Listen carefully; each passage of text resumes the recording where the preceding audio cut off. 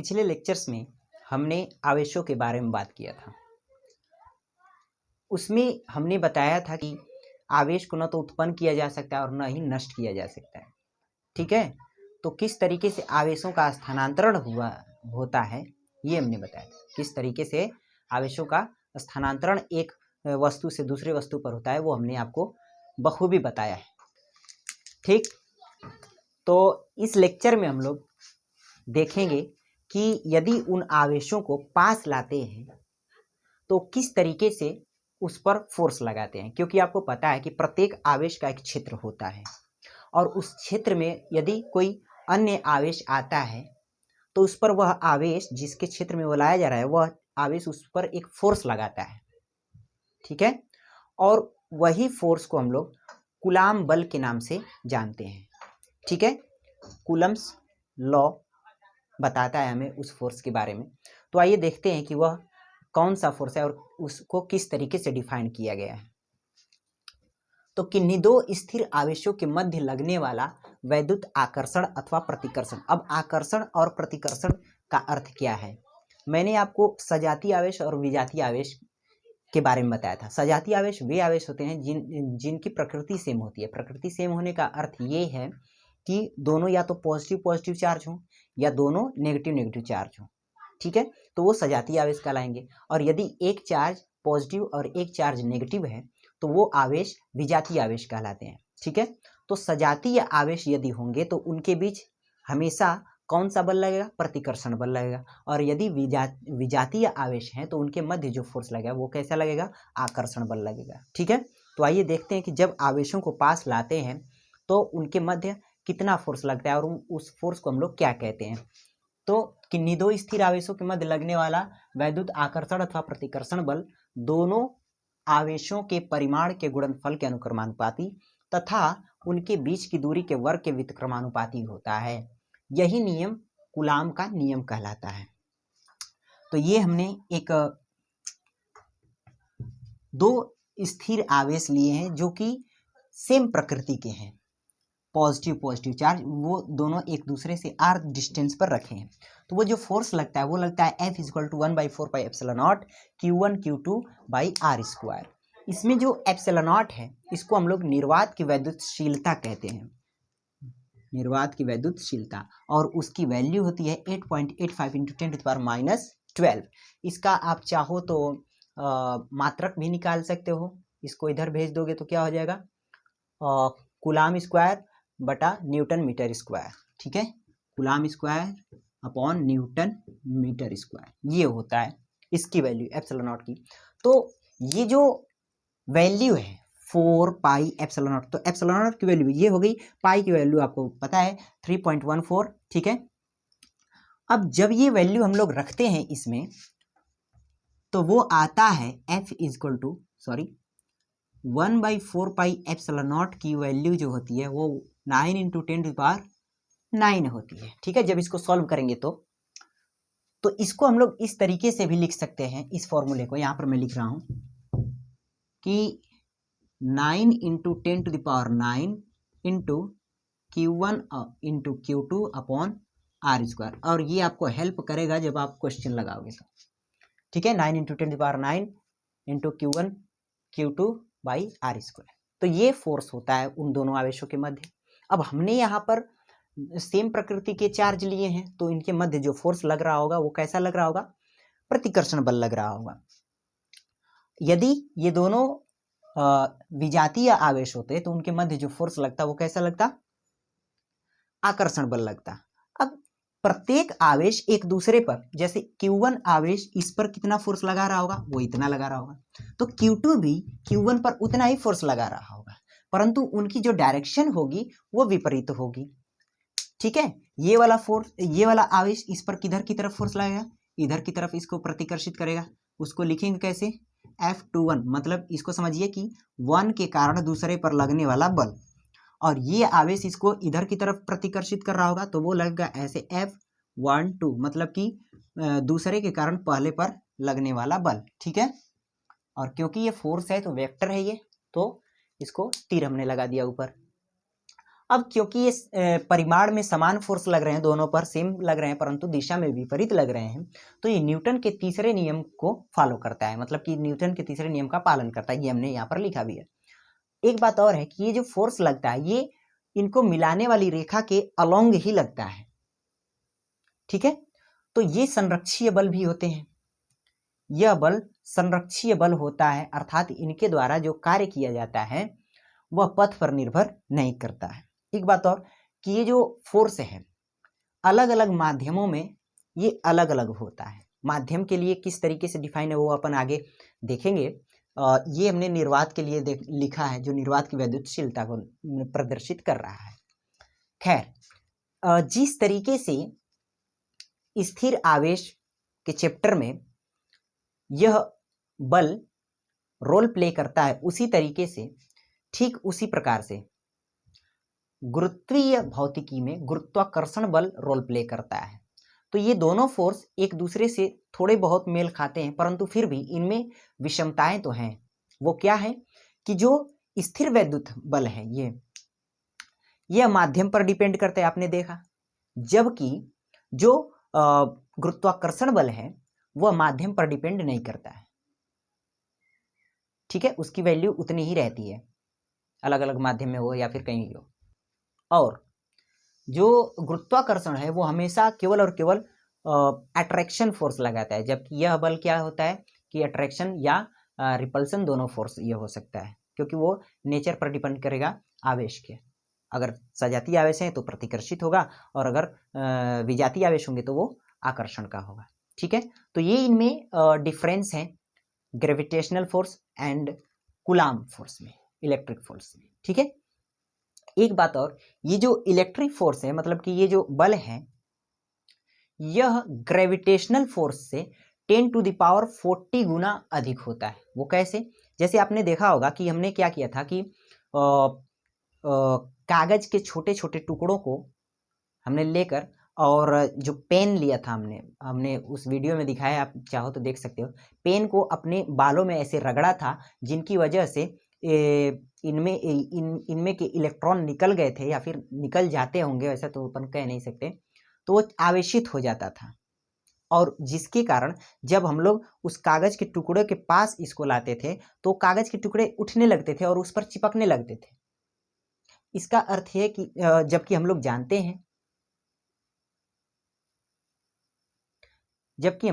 हैं कि कागज के टुकड़े पर ग्रेविटेशनल फोर्स तो लग ही रहा है, परंतु फिर भी यह उसको अपनी तरफ आकर्षित कर ले रहा है। इसका अर्थ ये है कि जो इलेक्ट्रिक फोर्स है, ठीक है, जो यह बल है वह ग्रेविटेशनल फोर्स से अत्यधिक है, और वो कितना होता है? तो लगभग उससे 10 टू द पावर 40 गुना अधिक होता है, ठीक है। तो आइए देखते हैं इस पर कुछ क्वेश्चंस, या क्वेश्चन क्या देखना है, पहले आप इसको समझ ही लो।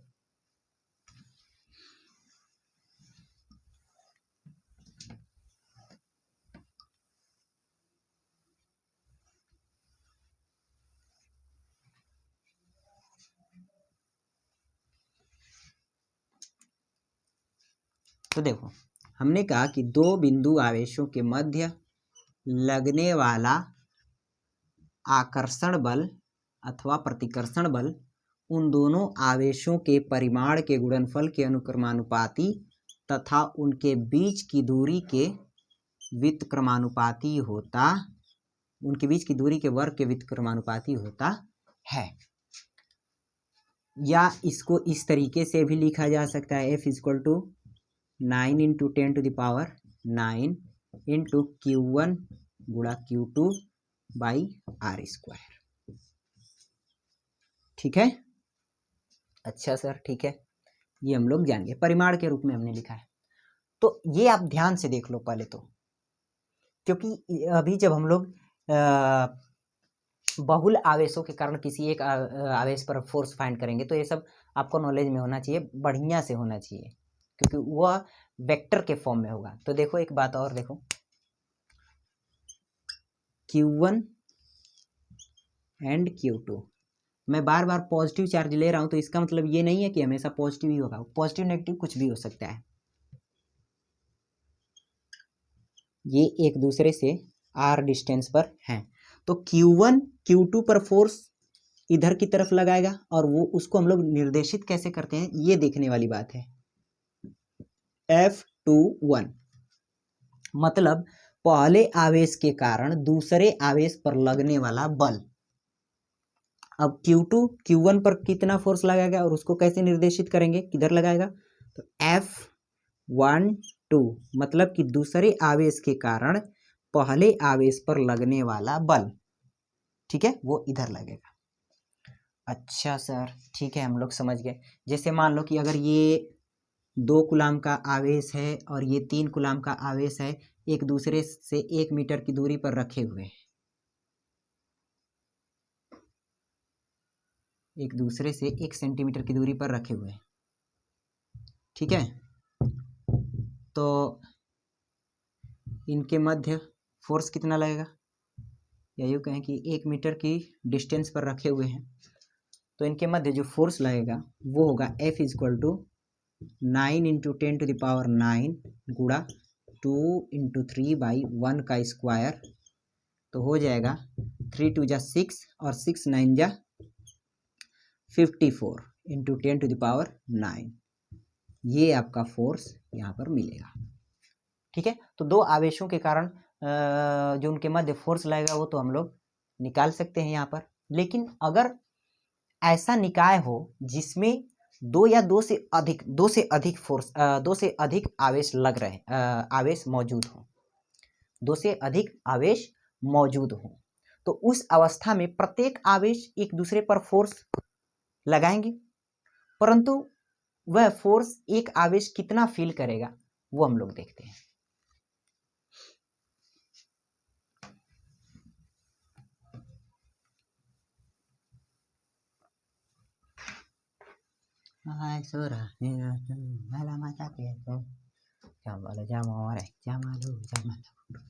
जैसे देखो, एक बात और समझो, मान लो कि एक आवेश ये है Q1 और एक आवेश ये है Q2 और एक आवेश ये है Q3, ठीक है।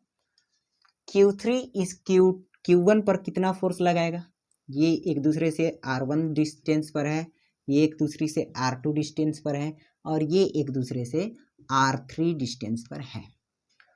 तो हमें क्या ज्ञात करना है, प्रत्येक पर फोर्स आप पहले तो निकालो। Q3 Q1 पर किधर फोर्स लगा रहा होगा, तो वो है इधर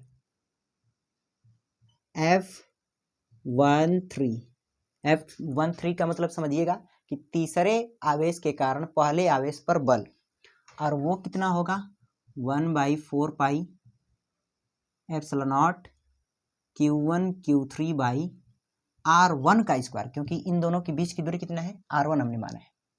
अब Q1 Q3 पर कितना लगा रहा होगा, तो वो लगा रहा होगा वही F = 1/4 ε0 Q1 Q2/R1 का स्क्वायर। अच्छा, इसको हम लोग कैसे दर्शाएंगे कि 3-1 मतलब कि पहले के कारण तीसरे वाले आवेश पर बल।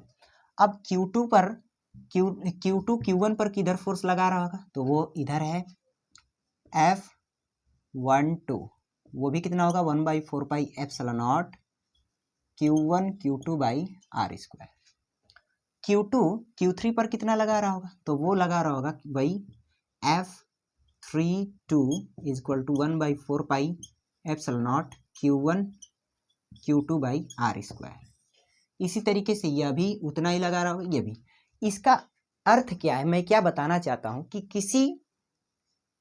किन्हीं दो आवेशों पर जो बल लग रहा है वो तीसरे आवेश के आ जाने की वजह से वो चेंज नहीं होगा। जैसे मान लो इन दोनों के मध्य जो फोर्स लग रहा था ये लग रहा था, ठीक है, परंतु यह जब आवेश आया तो यह भी इस पर फोर्स लगाने लगा, लेकिन ये जो फोर्स, ये जो चार्ज है वो अब भी उतना ही फोर्स लगा रहा है जब ये नहीं था। जब ये नहीं था तो जितना फोर्स वो लगा रहा था, इसके आ जाने की वजह से भी वह उतना ही फोर्स लगा रहा है। तो इसको हम लोग कहते हैं कि दो आवेशों के मध्य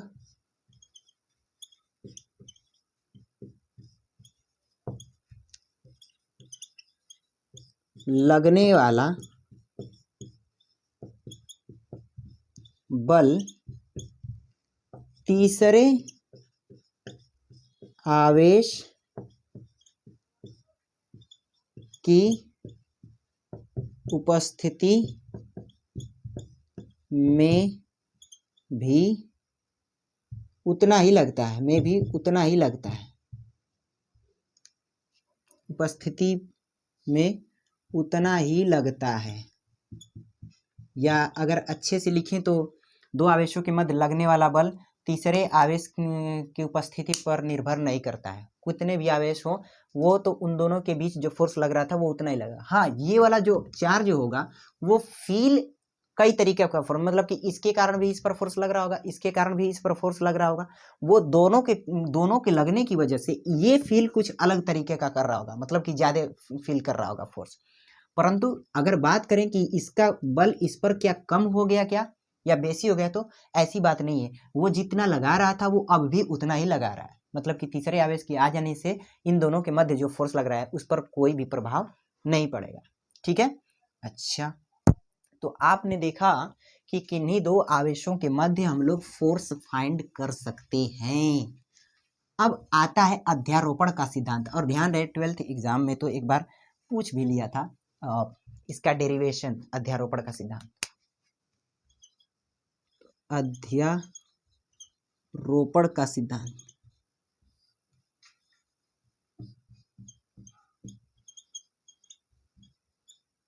अध्यारोपण का सिद्धांत का मतलब ये है कि बहुल आवेश, मतलब कि दो से अधिक आवेश यदि उपस्थित हो किसी निकाय में तो किन्हीं एक आवेश पर कितना फोर्स लगेगा उसको हम लोग किस तरीके से डिफाइन करेंगे। ठीक है, तो मान लो कि एक यह निकाय, पहले मैं इसकी डेफिनेशन लिख दूं। अध्यारोपण का सिद्धांत हमसे कहता क्या है कि किसी एक स्थिर आवेश पर निकाय के अन्य आवेशों के कारण लगने वाला बल उस आवेश पर प्रत्येक के कारण लगने वाले बलों के सदिश योग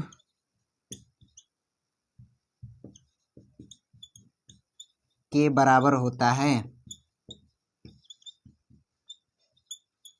इसका मतलब क्या है, समझिए पहले बात को। मान लीजिए हमारे पास एक ऐसा निकाय है जिसमें दो से अधिक आवेश मौजूद हैं।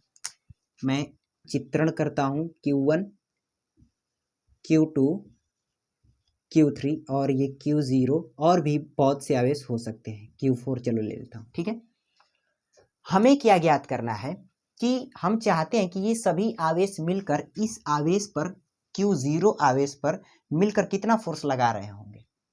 तो वही हमें क्या बताता है अध्यारोपण का सिद्धांत कि किसी एक स्थिर आवेश पर निकाय के अन्य आवेशों के कारण लगने वाला जो बल होता है उस आवेश पर प्रत्येक के कारण लगने वाले बलों के सदिश योग के बराबर होता है। कहता है कि इन सभी बलों को आप ऐड कर लो, और वो भी कैसे, वेक्टर फॉर्म में।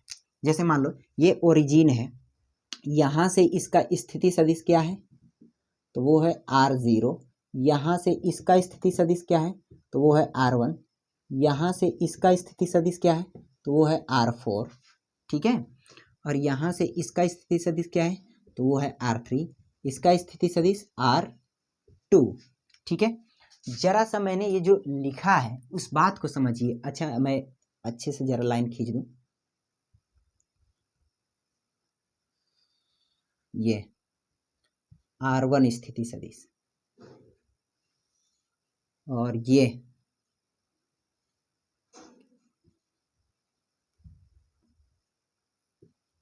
R4 स्थिति सदिश, और ये R0 स्थिति सदिश है, और उसी तरीके से ये R2 स्थिति सदिश, और इसके लिए ये R3 स्थिति सदिश। ठीक है, हमें सभी आवेशों के कारण Q0 पर लगने वाला फोर्स फाइंड करना है। अब जिस तरीके से मैंने अभी अभी आपको बताया, आप देखो, अगर हम लोग केवल इन दोनों के बीच फोर्स फाइंड करना चाहें तो उनके बीच की डिस्टेंस भी हमें पता होनी चाहिए। तो कैसे निकालते हैं, जरा गौर से देखिएगा। अगर कोई निकाय है, उसमें एक Q1 आवेश और ये Q2 आवेश इस तरीके से मौजूद है, इसका स्थिति सदिश R1 है और इसका स्थिति सदिश R2 है। तो बात को समझिएगा, हमें Q2 के कारण Q1 पर अगर हमें फोर्स फाइंड करना है इस तरीके से, ठीक है, तो इनके बीच की डिस्टेंस कैसे हम लोग फाइंड कर पाएंगे। देखो, इनके स्थिति सदिश का अंतर ले लेंगे, इसके कारण इस पर फाइंड करना है हमें, याद रहे। तो हम क्या करेंगे कि इसकी स्थिति सदिश में से इसकी स्थिति सदिश को घटा देंगे, तो हमें इनके बीच की जो डिस्टेंस होगी वो मिल जाएगी। तो R1 माइनस R2 डिस्टेंस, ये हमें इस तरीके से मिल जाएगा। बात समझ में आई है। हम लोग इसको इस तरीके से भी लिख सकते हैं कि R12। बात समझ में आई है। अब मैं हर जगह इसका यूज करूंगा, तो आप ध्यान से देख लो इसको और समझ लो, ठीक है। अब मैं इसी का यूज वहां पर करने जा रहा हूं। तो इन दोनों के बीच जो डिस्टेंस होगी वो इसके कारण इस पर हमें फोर्स फाइंड करना है ना। तो ये जो Q1 है, Q0 पर किधर फोर्स लगा रहा होगा, इधर, और उसको हम लोग लिखेंगे कैसे, Q01, मतलब कि Q1 के कारण Q0 पर लगने वाला बल। अब Q4 इस Q0 पर कैसे लगा रहा होगा, तो वो ऐसे, और इसको कैसे लिखेंगे, F04, मतलब कि Q4 के कारण Q0 पर लगने वाला बल। उसी तरीके से Q2 भी लगा रहा होगा, तो Q2 किधर लगाएगा, ऐसे, और इसको कैसे निर्देशित करेंगे, मैं यहां पर लिख रहा हूं कि Q02, और उसी तरीके से ये Q3 किधर लगाएगा, ऐसे, Q03। समझ में आया। अच्छा, हाँ सर, ठीक है।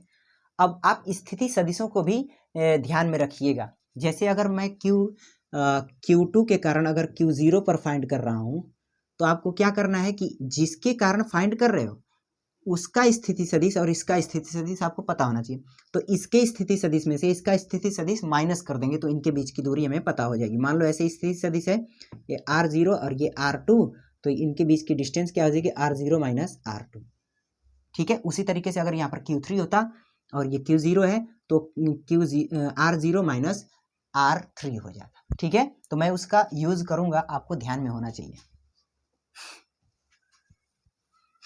देखो, तो हमें ये क्या कहता है कि एक आवेश पर यदि आपको फोर्स फाइंड करना है, तो सभी आवेशों के कारण लगने वाला जो फोर्स होगा उसको आप फाइंड कर लो और सबको वेक्टर फॉर्म में ऐड कर दो। तो देखो, मैं यहाँ पर ऐड कर रहा हूँ, इस पर लगने वाला जो नेट फोर्स है F नेट, वो क्या है, F। अब देखो, पहले वाला इस पर लगा रहा है कितना, तो उसको हम लोग कैसे लिखेंगे, F01 लग रहा है एक। तो दूसरा क्या लग रहा है कि F02, तीसरा क्या लग रहा है, F03 प्लस F04। इसी तरीके से बहुत ज़्यादा लग रहे होंगे, जितना होगा उतना आप लिख सकते हो। तो nth टर्म के लिए क्या लिखेंगे, F0n। ऐसे लिख सकते हैं कि नहीं लिख सकते हैं, हाँ सर, लिख तो सकते हैं।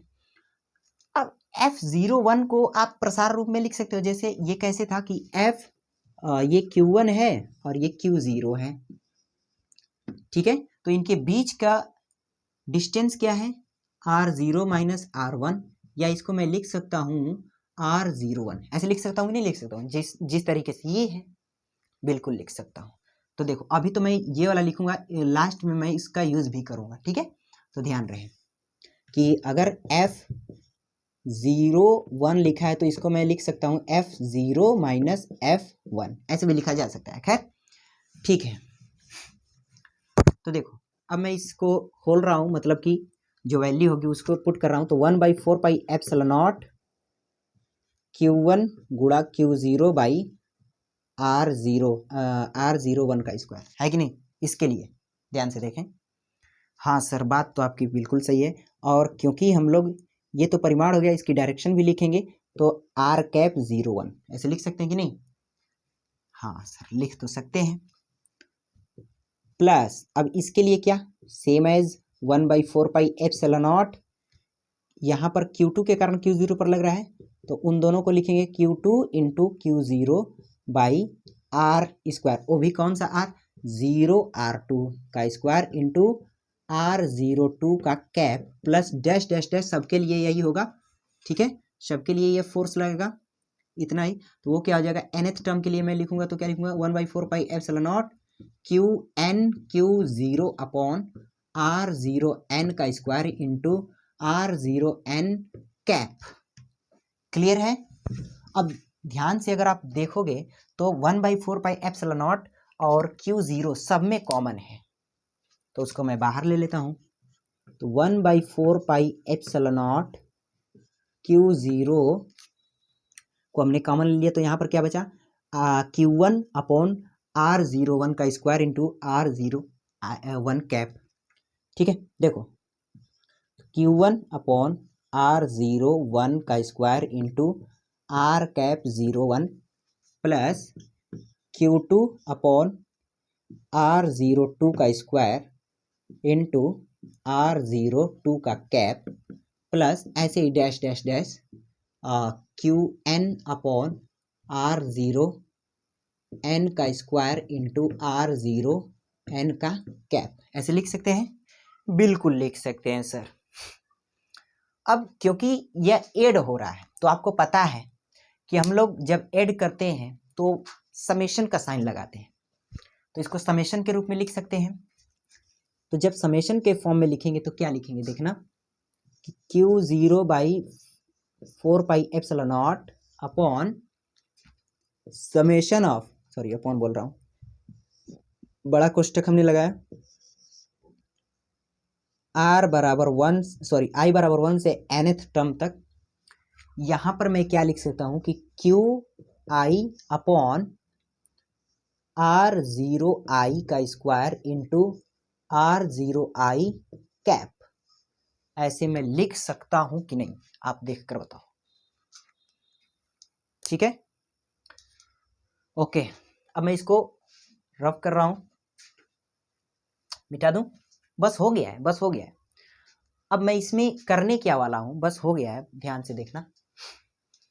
आपने जब वेक्टर पढ़ा था तो उसमें आपने पढ़ा था कुछ इस तरीके का कि वेक्टर ए कैप जो है उसको हम लोग लिखते हैं वेक्टर ए बटा में मॉड ऑफ वेक्टर ए, ये परिमाण है, ठीक है, ये एकांक सदिश है ना, ए कैप एकांक सदिश है, उसी तरीके से ये भी एकांक सदिश है, तो इसको भी हम लोग वेक्टर और बटा में उसका मॉड लिख सकते हैं।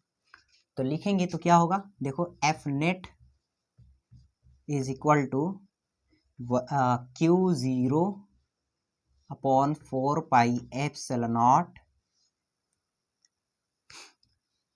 Summation i is equal to 1 से n तक Qi/r0i का स्क्वायर इंटू, इसको मैं क्या लिख सकता हूं, r कैप 0i को इसके फॉर्म में लिख सकता हूं, मतलब कि ऐसे है r0i कैप, तो vector 0i upon vector r01 i है ये, ठीक है ना, ऐसे लिखा जा सकता है।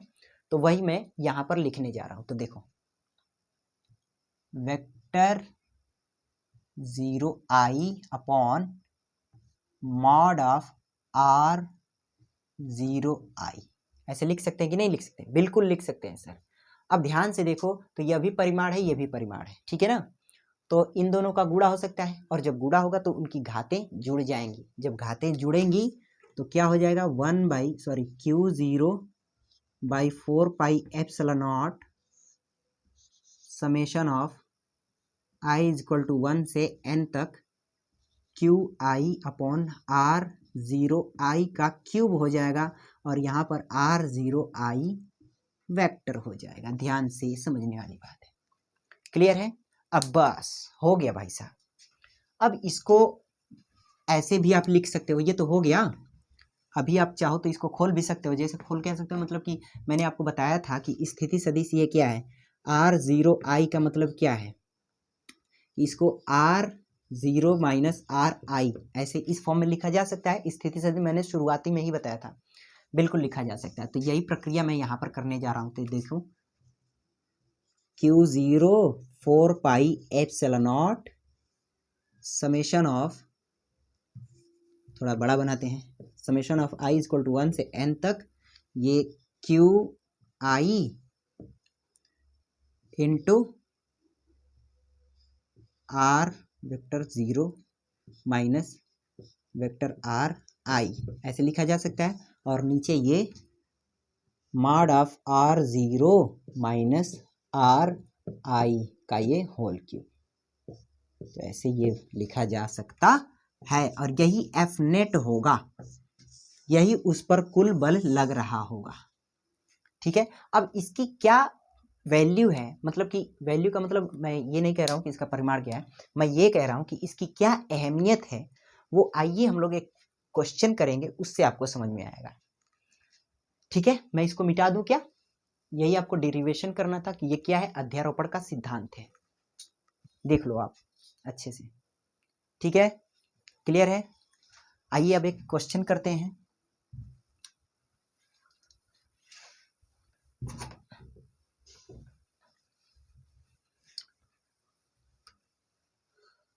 सारा जमाना हसीनों का दीवाना हसीना कहती है। अब देखो, वेक्टर संबंधित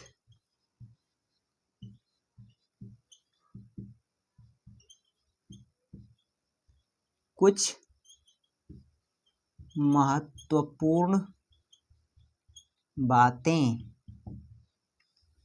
वो क्या है, ध्यान से समझियो कि यदि एक वेक्टर A इस तरीके से है और एक वेक्टर B इस तरीके से है, इनका हमें समेशन फाइंड करना है। तो इनका जो रिजल्टेंट होता है R इज इक्वल टू होता है वो वेक्टर A का square mod of vector A का square plus mod of vector B का स्क्वायर प्लस 2AB, इनके बीच का कोण थीटा है भाई, दोनों वेक्टर के, कॉस थीटा। ठीक है, ये हम लोग निकालते हैं इसका परिमाण, रिजल्टेंट, ध्यान रहे बच्चों। ठीक है, तो root over A square plus B square plus 2AB cos theta, ये इसका परिमाण होता है, मतलब रिजल्टेंट होता है। ओके सर, अब एक बात और, सदिश रूप है ये, अगर एक सदिश A इस तरीके से है और दूसरा सदिश भी इसी पर है वेक्टर B, तो हम लोग इन दोनों सदिशों को बीजगणितीय मेथड से जोड़ सकते हैं, अगर एक ही लाइन पर हो तो, एक ही डायरेक्शन भी हो, है ना। तो इसका जो रिजल्टेंट होगा वो डायरेक्ट आप जोड़ोगे A प्लस B। अभी इसका यूज आएगा, वो कैसे आएगा देखो, एक क्वेश्चन करते हैं अपन। हमारे पास एक वर्ग है, ये एनसीईआरटी में है, ठीक है, एक वर्ग है जिसकी साइड A है। अब क्योंकि ये वर्ग है तो सभी साइड्स A ही होंगी,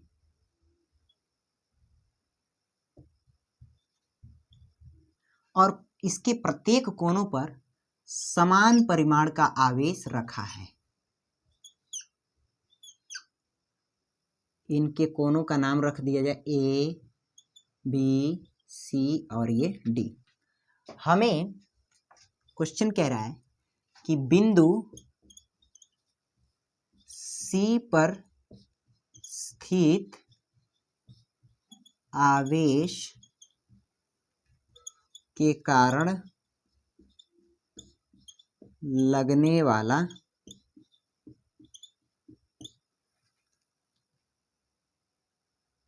बिंदु C पर उपस्थित आवेश पर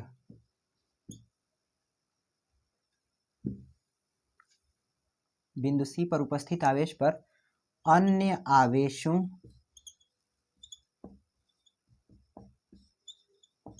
के कारण लगने वाला